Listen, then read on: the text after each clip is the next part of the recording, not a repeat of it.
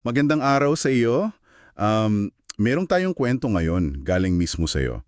Isang personal na salaysay ito. Tungkol sa isang munting sikreto na nauwi sa isang, malaking tsismis sa pamilya nyo. Nagsimula sa iyo at sa tita baby mo. At nagtatanong ka kung tama ba yung naramdaman mo after. Kung yun nga, okay, ang mission natin ngayon, himayin natin tong kwento mo. Alamin natin paano ba ito nagsimula.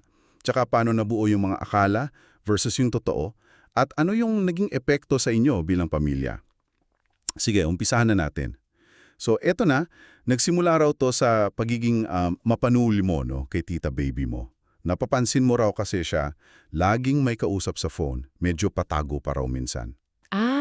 Yung parang may tinatago effect. Oo, parang ganun. Tapos may mga words kang naririnig like clients, bagong delivery bukas, pati yung malaki talaga ang kita dito. Medyo intriguing nga pakinggan yun. 'Di ba? Medyo kahina-hina lang nga naman. Dito papasok yung yung tendency nating mag-jump sa conclusions agad. Kasi may mga keywords kang narinig eh. Ah, Clients, delivery, kita. So, ang isip mo nag-formulate agad ng mga posibleng negosyo. nga. Baka high-tech, di ba? Crypto o kaya high-end MLM o baka import-export. Kasi yun yung mga parang nasa paligid natin na naririnig.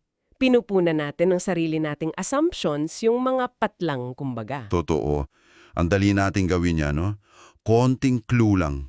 Buo na agad yung pelikula sa isip.